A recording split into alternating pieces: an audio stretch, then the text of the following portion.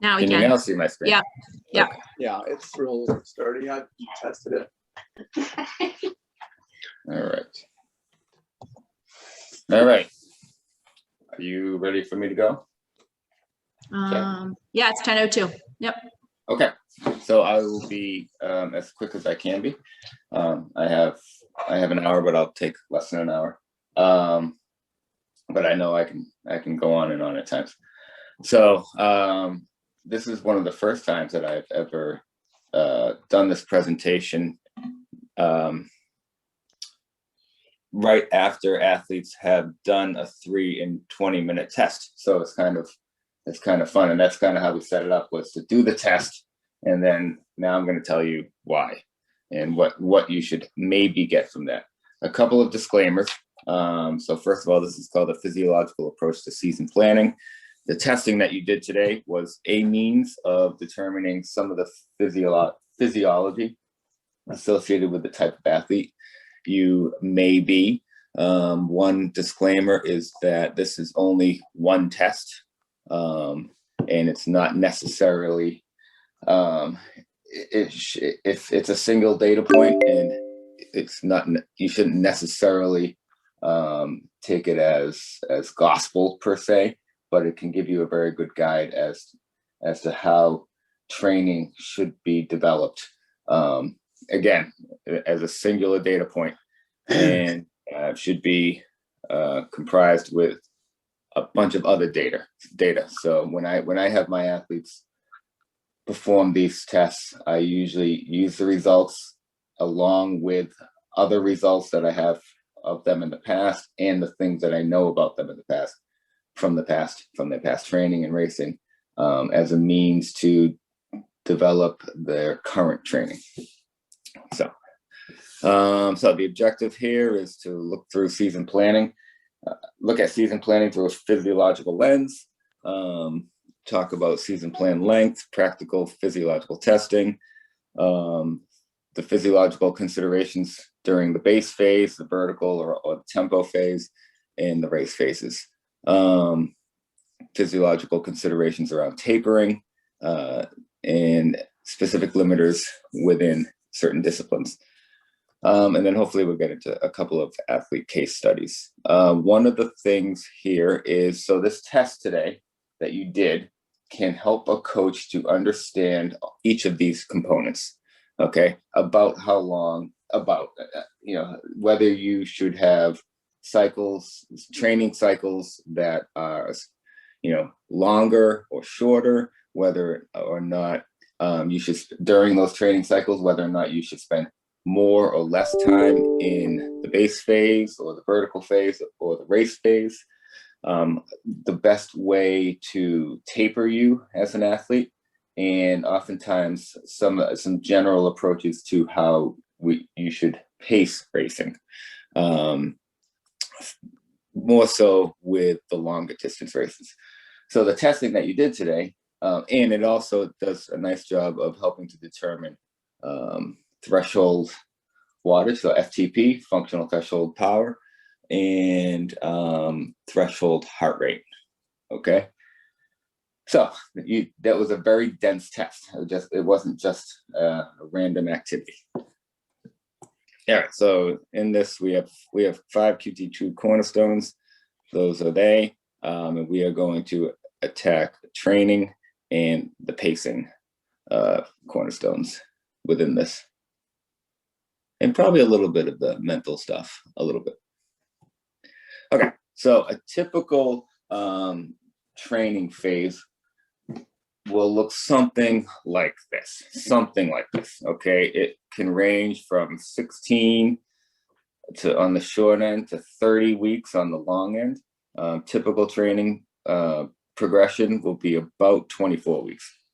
We have our typical base phase, okay, which in this particular progression is about 8 weeks, and can usually last between 4 and I would say 12 weeks. And the testing you did today helps to inform that. We have our typical vertical or tempo phase. Okay, this is more of a sport specific strength type stuff on the bike and run. So low cadence work and zone 2, zone 3 type work. Not necessarily race-paced stuff, but kind of starting to feel the flavor of race-paced stuff. That can usually range from about, say, 4 to 8 to maybe 12 weeks. And the testing you did today helps to inform that. And then we have our anaerobic phase, which typically includes also our overload phase, which are these 2 weeks. These are the planned overtraining weeks. Okay, the expectation is that you are going to go into these weeks, and we are gonna have a controlled period of quote unquote overtraining. You feel terrible during this time. Probably about 4 days into 14 days with 10 days left. Maybe not. Maybe a week. Maybe a week into the 2 weeks. You don't know if you're gonna make it. You don't know if you like the sport anymore. You're grumpy. Everybody hates you. You hate them too. That's planned overtraining. Okay, and then it falls right into our taper and race phase. Okay, and what the testing you did today helps to inform how long this taper should be, because different physiological, I don't know if that's a word, athletes have different taper requirements typically.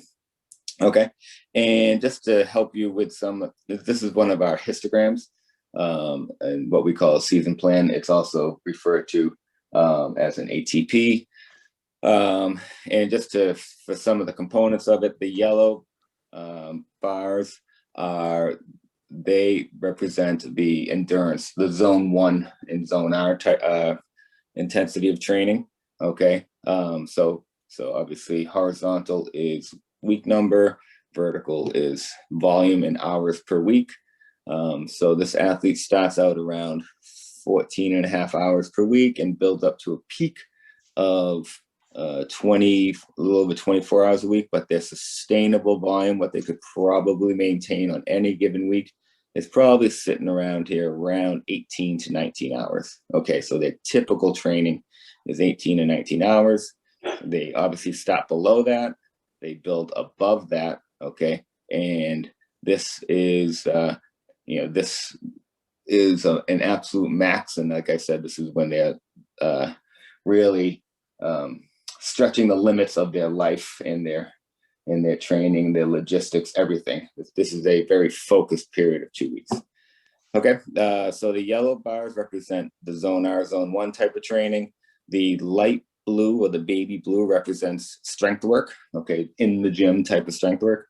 The slight little yellow, I'm sorry, that's not yellow, aqua-ish color, okay, the small little aqua, that represents low cadence strength work, kind of, we call them BSTs, or when we have athletes ride at, do focused riding at 70 RPMs, that kind of thing. The blue is our zone 2, zone 3 work, and then the red here is our above threshold work. Okay, so initial considerations when developing a season plan is, like I said, it's going to last somewhere between 16 and probably 30 weeks, really. There are those phases of training: base, vertical tempo, anaerobic race, and the taper. A first step in physiological season planning is determine whether or not the athlete's more aerobic or anaerobic in nature. And that is what we did with you today. Okay, so based on today's test, we probably did a pretty good job, as long as you put out a max effort on each of the segments, of determining whether or not you are more aerobic or anaerobic in nature. And by that, in nature, kind of what that means is what you're born with, okay? If you're more anaerobic in nature, it is difficult to become more aerobic in nature, but that is where the work that we will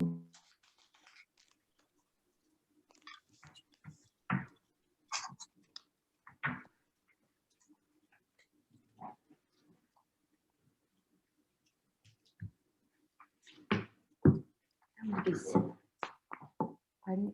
No, it's my journal. Oh, it's your journal? Yeah, I just, Well, that's what I meant. yeah, it's not my book, but this is about the size of my book. It's like $10 on Amazon. I'm anti-Amazon now, so I can't buy from Amazon. How come? Because they shut off I like Parler, like the free speech app. And Oh, right. so I'm like, well, if you guys are going to do that, I'm not buying from you anymore. Plus, I'm Holly, you have a hot mic. I'm sorry. And Tim is muted.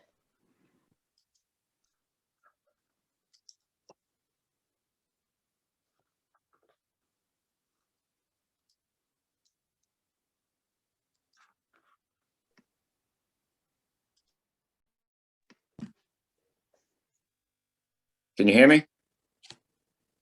Okay. Can you see my screen? Yes. Okay. All right. We're back. Okay. So so consider any clear and distinct limiters that may exist. So leg strength limiters. Okay. Athletes who have leg strength limiters often have a very difficult time getting their heart rate up when on the bike.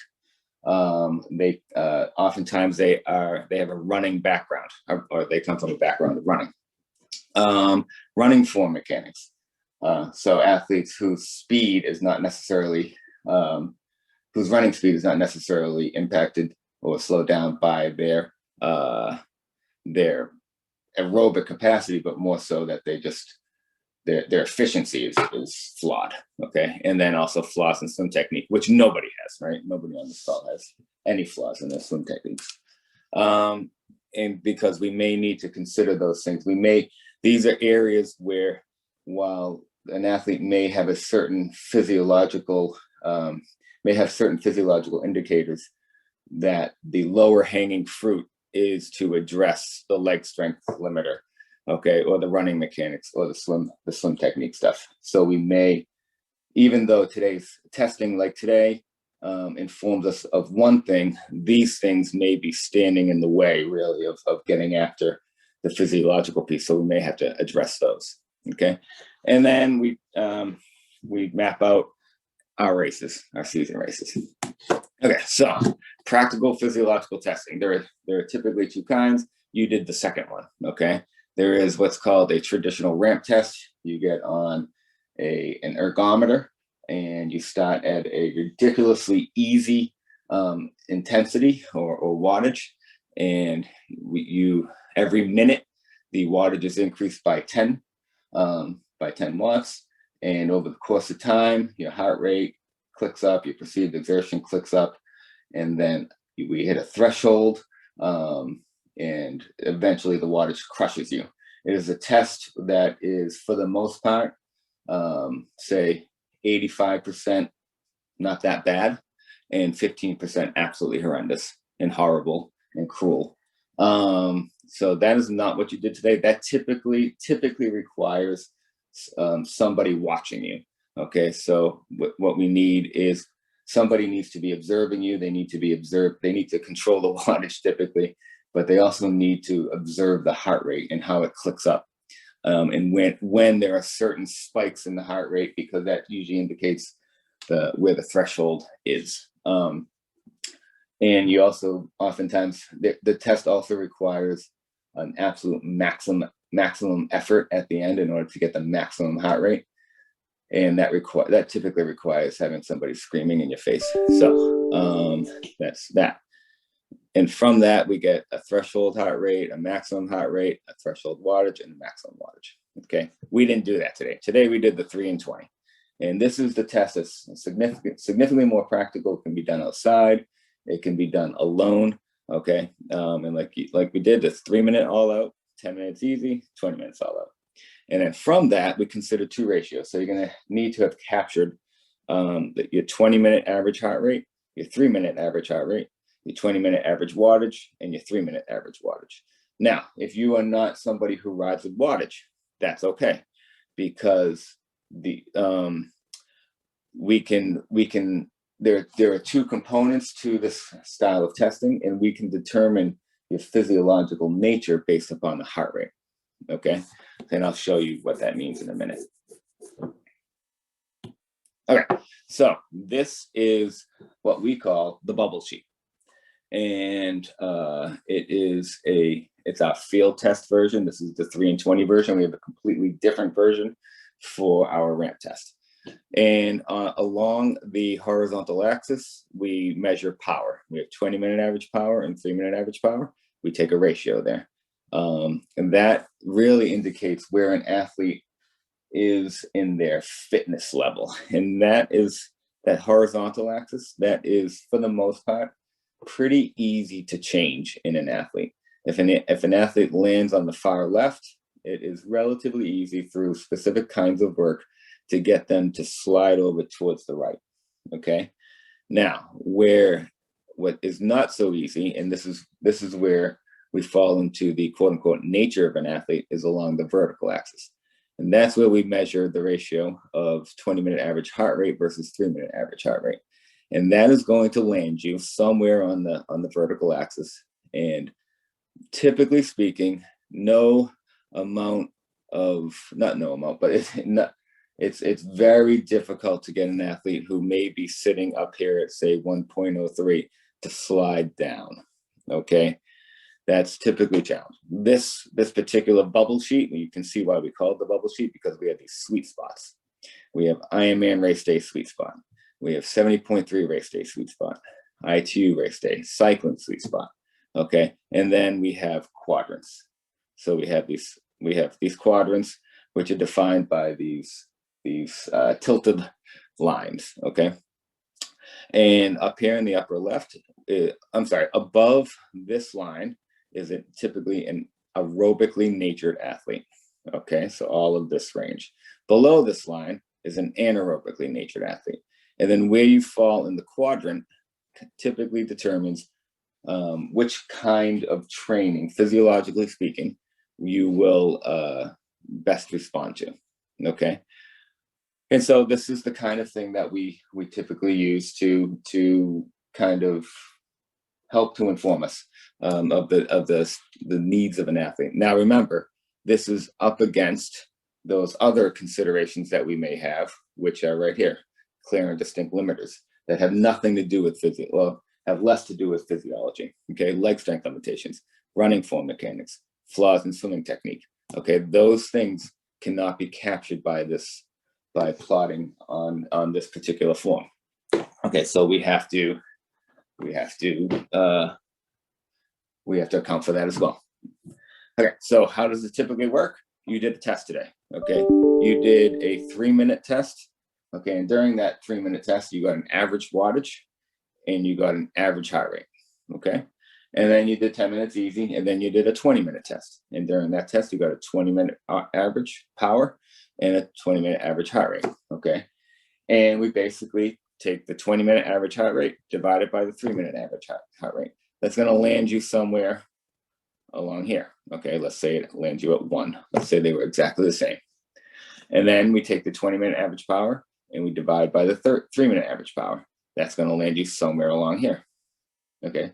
Let's say it was at 0.69, okay? So you would land right there. You would tend to be an anaerobically natured athlete, okay? And I'm going to go a little bit more into this, but that's kind of the mechanics of it, okay? So the base phase. So we have these. Okay, so all of these represent something, okay?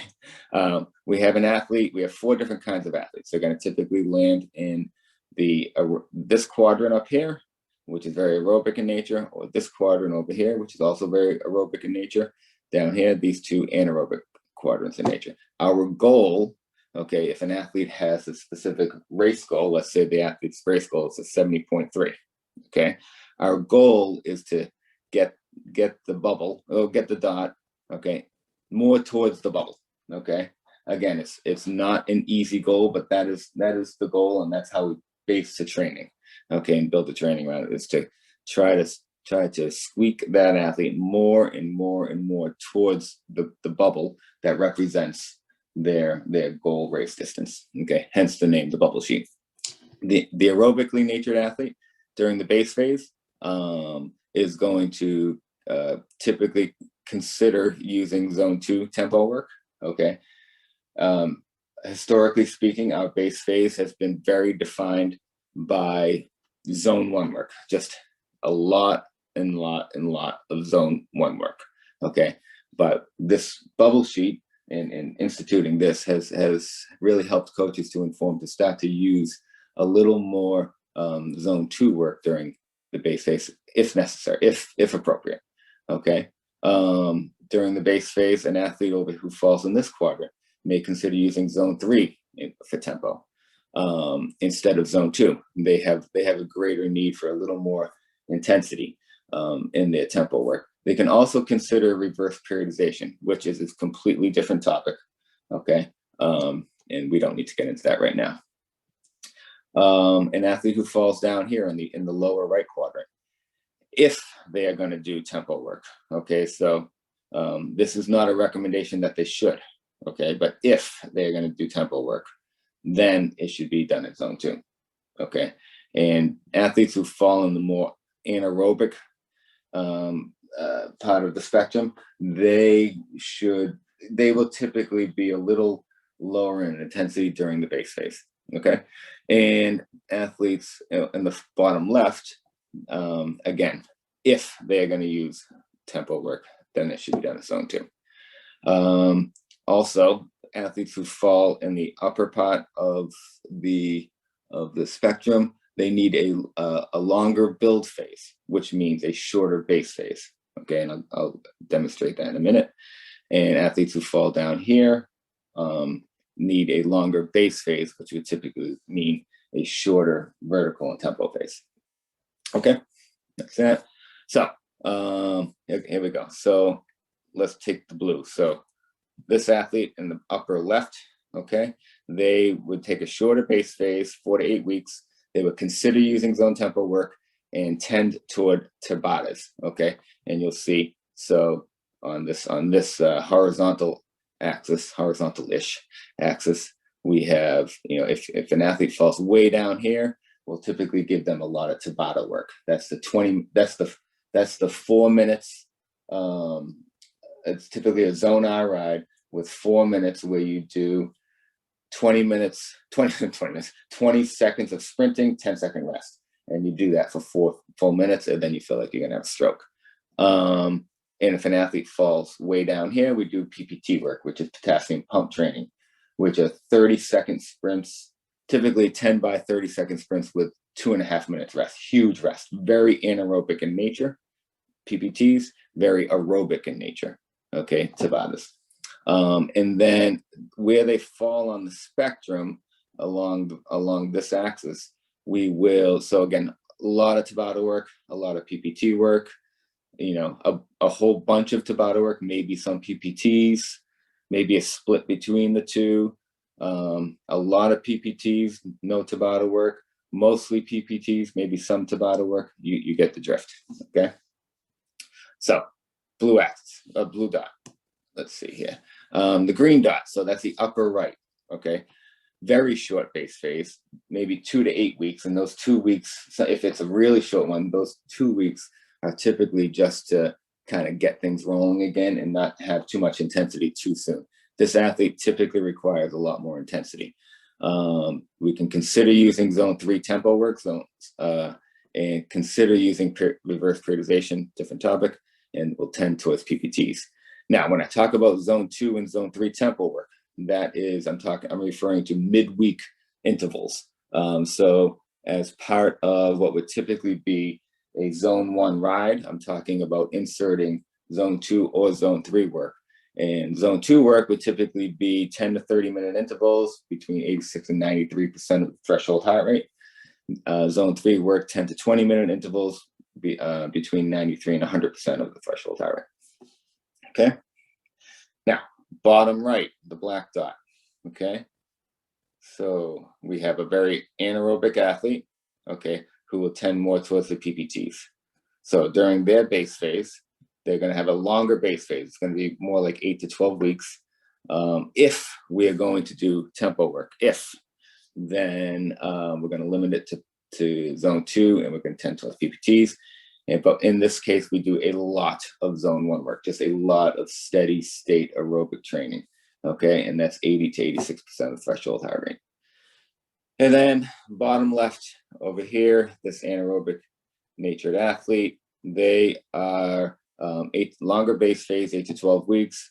Again, if they're doing zone 2 work, if they're doing tempo work, then zone 2, and they will tend towards Tabatas. Just a note of point, typically speaking, athletes who I have fall in this area of the chart, I will typically only give them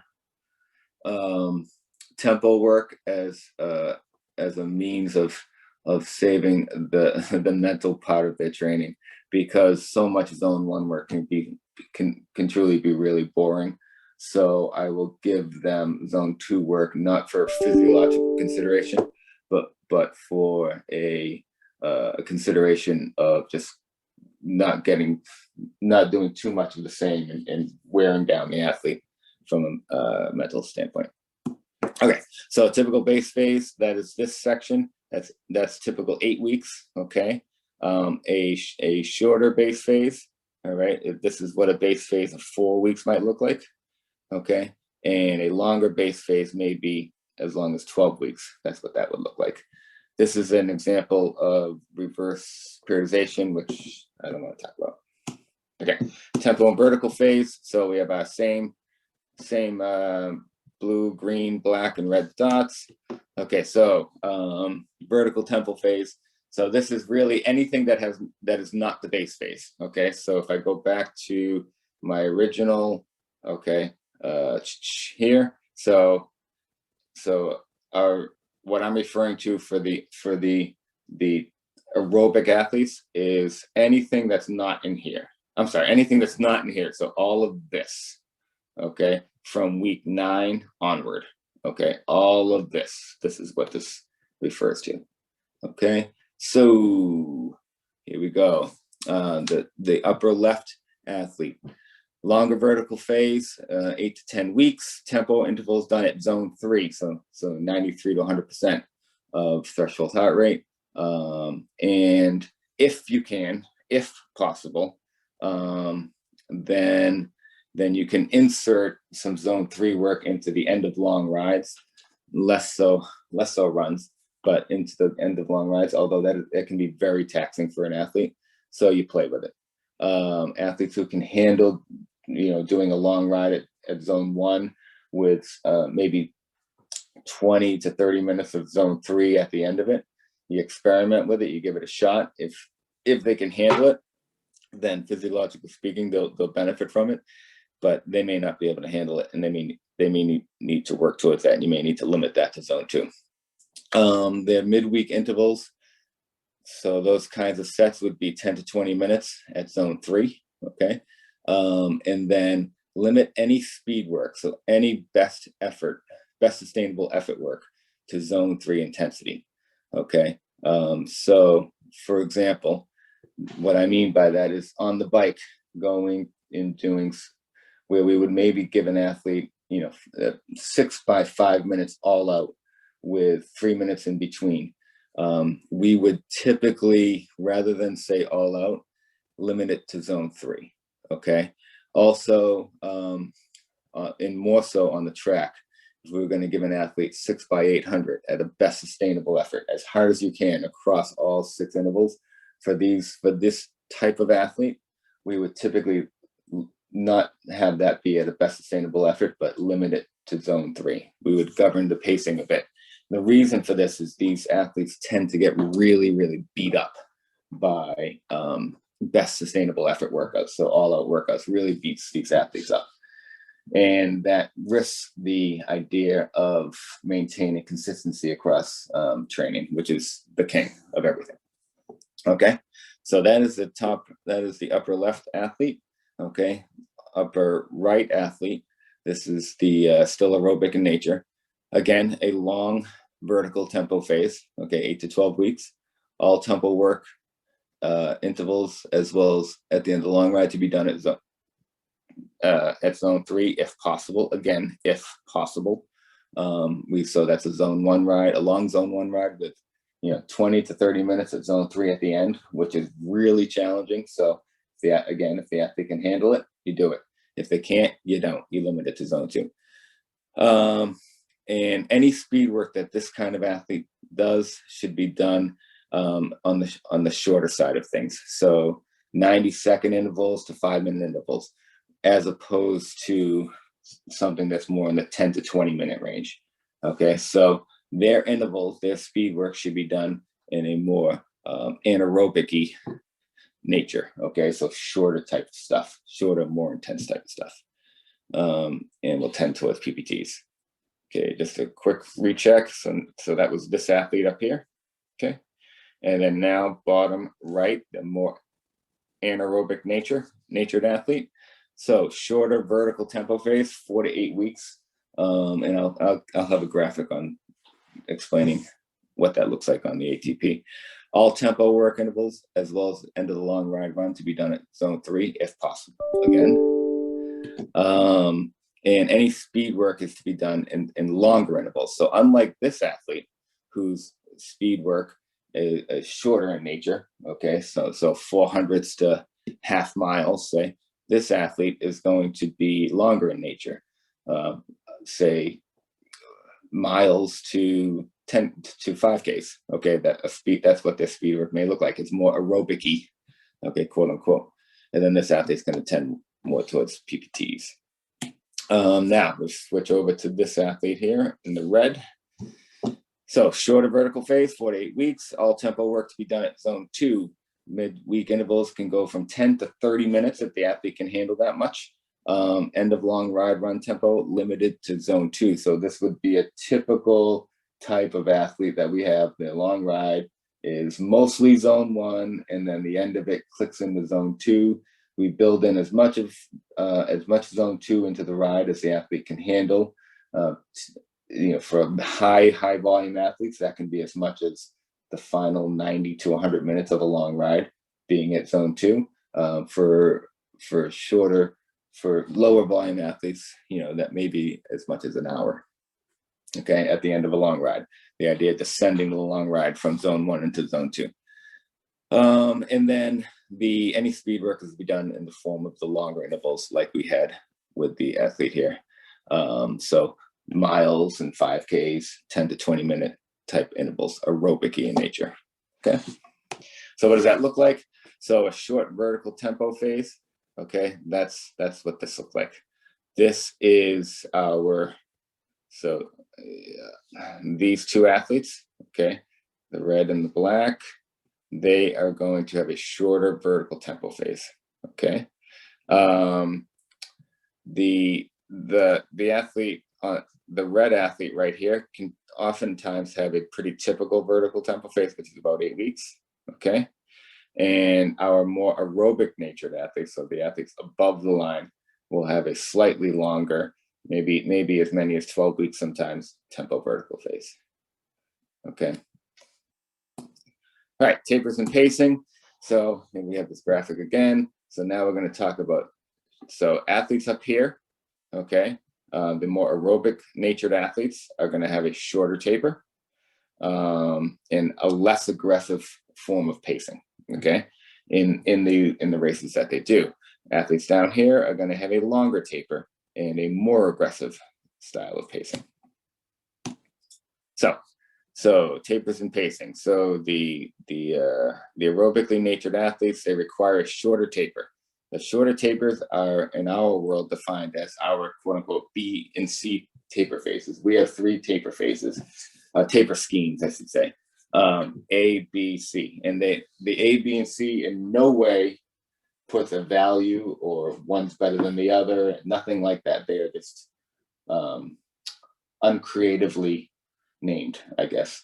And so our B and C taper schemes are shorter in nature, and they fall for the more aerobically natured athletes. Okay, this is our B taper scheme, what I typically define as overload weeks right here. Okay, a recovery week, an up week, race week. Okay, our C taper scheme has overload weeks,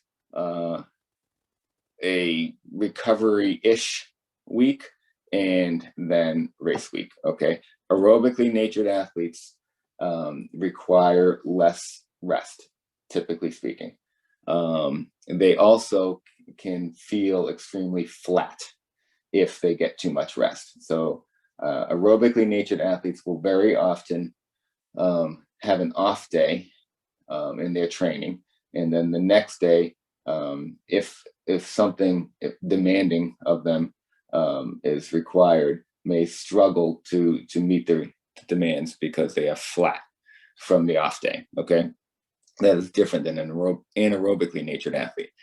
Anaerobically natured athletes require a bit of a longer taper. So overload, recovery week, up week, or typical training week. I would sustainable volume week, kind of another recovery week, and then race week. Okay, that is an hour A taper. Okay, again, ABC, not the value of the style of taper, just poor names. So anaerobically natured athletes require more rest. Okay, so that's hence the longer taper. Now, pacing wise, so less aggressive pacing for the aerobically natured athletes, typically at B and C tapers. It minimizes an effort's muscular impact. So in longer races, aim towards relatively even pacing. So let me talk about that first by talking about the anaerobically natured athletes. So anaerobically natured athletes are more able to withstand efforts, and our pacing should account for an anticipated fade. So for an anaerobically natured athlete, say, let's use the example of an Ironman. Oftentimes the appropriate pacing for an Ironman, let's just say you want to have the athlete ride an average of 200 watts for an Ironman. That 200 watts for an anaerobically natured athlete, especially coming out of transition, is oftentimes going to feel very, very, very easy, way too easy. Now, we typically don't aggressively pace them on the bike per se, okay? But once we get to the run, we may have them go out a little harder than we plan for them to be able to sustain over the course of the entire, say, marathon, okay? So for an anaerobically natured athlete, we do hold them back on the bike, and then we will typically push them a bit on the run, maybe have them go out as much as 30 seconds per mile faster than what their goal pace is, okay? Planning on a fade, that they are going to fade because the race is just, too damn long. And then, but 30 seconds per mile on the marathon is not unreasonable for a well-trained athlete. It may, depending on volume. So I would say 10 to 30 seconds per mile, depending upon the volume of the athlete. Lower volumes, closer to 10 seconds. Higher volumes, closer to 30 seconds. And if paced appropriately and nutritioned appropriately, oftentimes the athlete will fade over the course of the end of the marathon, but will fade not more than 30 seconds per mile above the goal pace. Okay, so that typically is a pretty good style of pacing for the anaerobically natured athlete. We overpace them early on, knowing that they're going to fade. Okay, but we control the fade because we don't overpace them. Okay, for the aerobically natured athlete, we try to keep things quite even throughout. Okay, there's probably going to be less fade, in an Ironman type event or a 70.3 event. The energy systems are just right in line with the nature of the athlete, and so there's going to be less fade over the course of things. So we'll try to have them run as close to their average pace as they can right from the get-go. We may have a little bit of overpacing early on just to account for some fade, especially with an Ironman, just because it's a marathon, it's a 12-hour day kind of thing. So it's just long and as it is, but the energy systems line up with the demands of the race. So there's not a lot of accounting that needs to be done there. Okay. So specific limiters, additional considerations. The swim, systemic fatigue will often manifest as reduced pool speed due to a short-term breakdown in swimming mechanics. What the heck does that mean? So athletes who are focused on trying to improve a weak swim should enter key swims as rested as possible. What that means is if you're in a heavy block of training, and your pool speed is just kind of blah for a bit, I would oftentimes recommend that you get some rest. Okay, typically a fatigued athlete, that is a good indicator that an athlete needs not more work in the water, but more rest. So a fatigued athlete will oftentimes swim more slowly, because their technique kind of goes to hell when they're tired. The body position is not right, head is elevated in the water, feet are probably dropping a bit. They're just kind of junk, and it really shows itself in the pool. So oftentimes if I am observing an athlete's data over the course of a week or two, and I'm just seeing swims that are just not that great, they're not terrible, but they're not great, that often speaks to me as saying, okay, we need to rest. Okay, we need to rest systemically, but also if we're going to get any speed out of this athlete in the pool, because we're specifically working on the limiter of swimming mechanics, we need to get this athlete some rest for their swimming mechanics too, because the whole time they're tired, they're practicing crappy mechanics. Okay, the bike.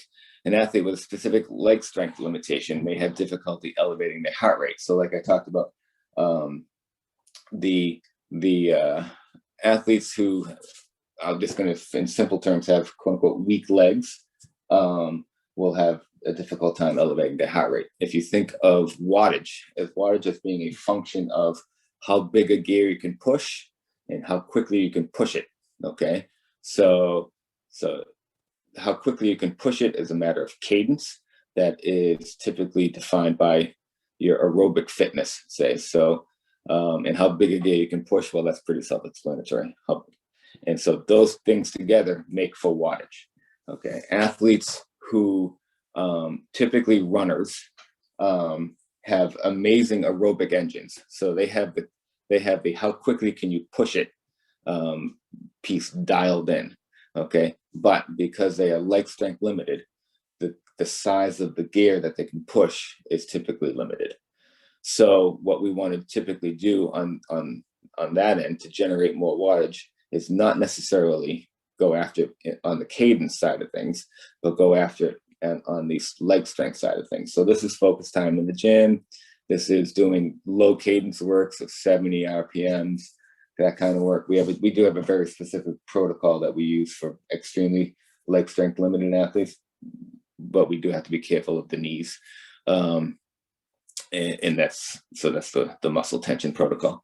And so we'll attack leg strength limitation from that side of things on the bike.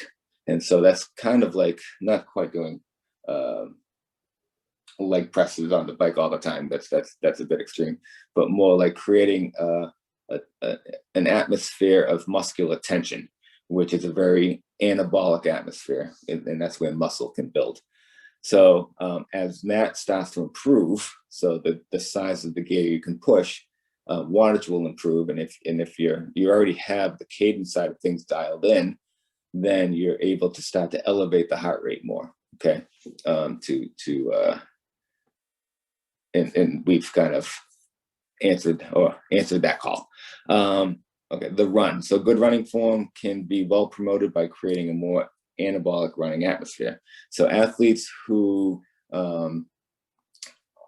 have, say, specific mechanical issues oftentimes need some mitigating factors. And I think Reem is going to speak to that with regards to run gait analysis. And that's a different issue.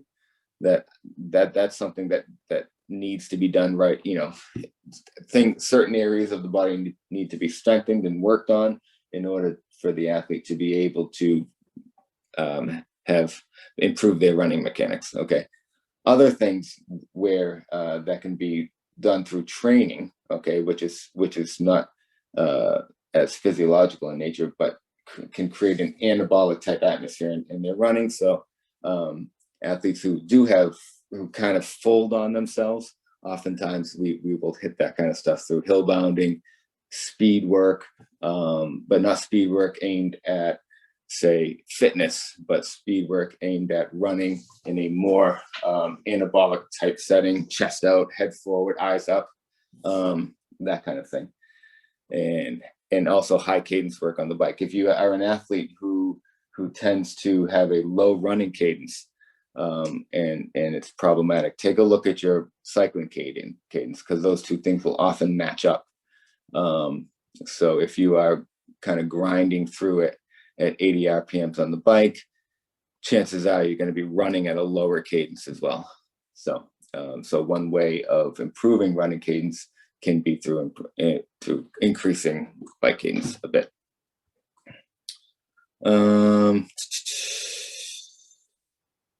I have these quotes in here, and I don't remember why I have these. The most important part of any plan is to plan for when the plan doesn't go according to plan. I think that was just in the book I read, and I liked it. It is good though. And then imagine how much harder physics would be if electrons had feelings. That, I think that has a lot to do with the mental side of the piece. I did mention that there was going to be a little bit of touch on the mental part of training. So, all of this, I'm talking about these physiological pieces of designing a training plan around physiological testing. But it's not gospel. The test you did today has to be taken as a singular data point, like I said before. And we do have to think about those other things, like I talked about, leg strength limiters, swim limiters, run limiters. Those are the kinds of things that are not physiological in nature and can stand in the way of a plan. So it's just, this is what you did today is just a piece of what goes into designing a plan. Okay. All right. Be careful of getting too locked into a training plan. And, as an athlete, it has to be fun. At the end of the day, it has to be fun. And so if it's not fun, you're not going to do it. So that ends up being one of the most important things. That's all I got. Tim, we have a couple questions. All right. Hold on. Let me unshare. I'm not going to unshare. Go ahead. John Crino would like to know if this 3 and 20 test is done at the end of a 3-week build with tired legs, would that adversely affect the test in any way? For instance, would the 3-minute test be more affected than the 20 minutes test? I would say so. Yeah. Most likely. You would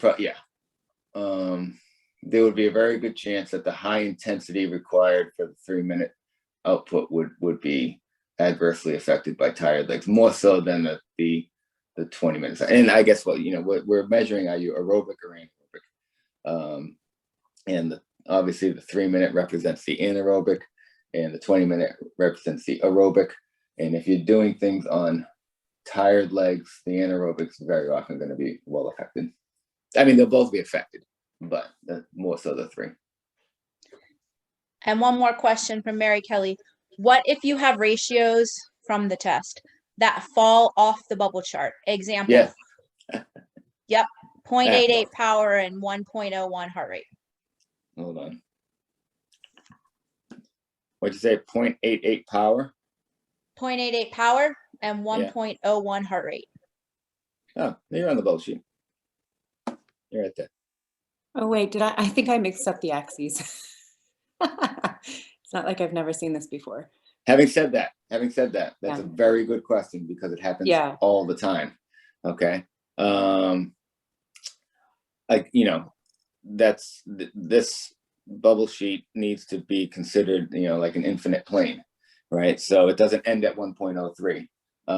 If your ratio ended at 1.04, you're not some kind of like Martian or anything like that. And the same going down below, and to the left and the right. It would just mean that you are, if you're up here on the bubble sheet, you're just that much more aerobic.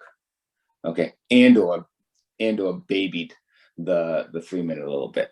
That speaks a little bit to John's question. Is I bet you John will land. I don't know where he's going to land on the vertical axis, but he's going to land if his 3 minutes being impacted by tired legs, he's going to land a little higher on the vertical axis than he probably actually is. So it's not going to, and I guess that goes into it. So John, the data is still useful. If you land here, say, okay, then you're probably in actuality up here a bit, right? But if you're over here, you're still going to be aerobic in nature. You may just be like here instead of here, okay? But the quadrant still applies, if that makes sense. So it doesn't have to be an exact science. How do we use this stuff? Some of the data that you got for determining a functional threshold power and a threshold heart rate. I guess I just asked my own question. But some functional threshold power, typically I would take whatever you average for the 20-minute wattage, okay, multiply it by 0.95, and that's going to be about your FTP, about. And then for threshold heart rate, I would take the larger of the two numbers, be it 20-minute or 3-minute, the larger of the two, and subtract about 5 beats from that, and that will give you about your threshold heart rate.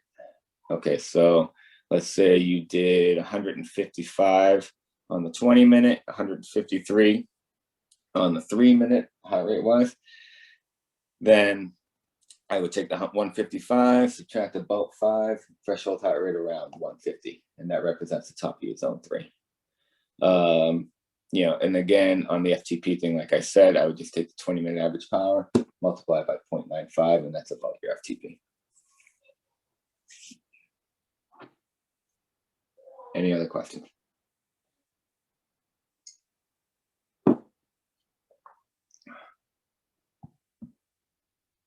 All right, that was great, Tim. Thanks.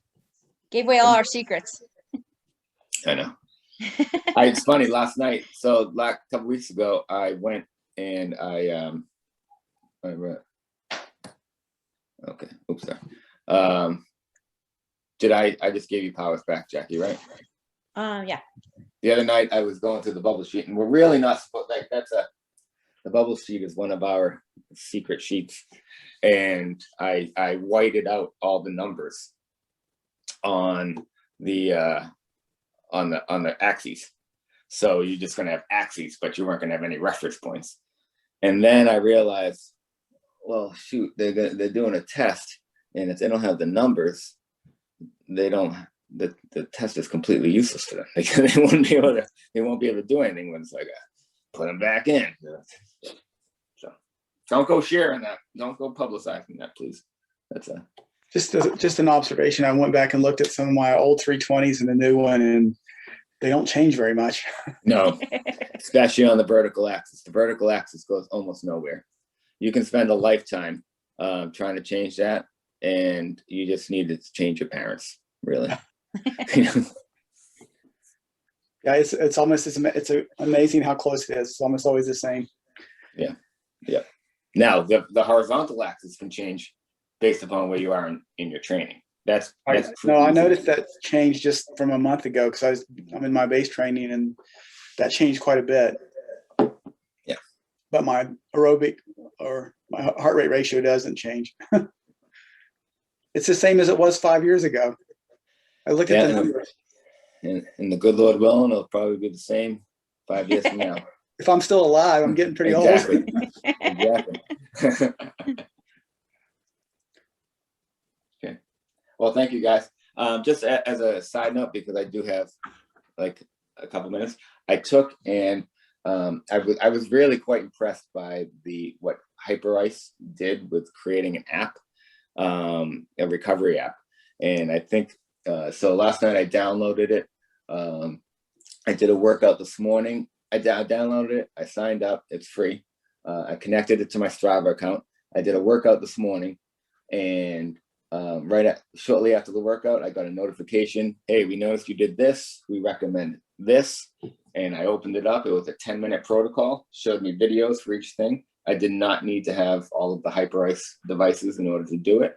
And so I really liked that they did that. I put it on the app, a direct link to their app, which is iOS only right now, unfortunately, but you know, they'll catch up as things go. But I think it's a really nice feature of things because it speaks to what we call prehab.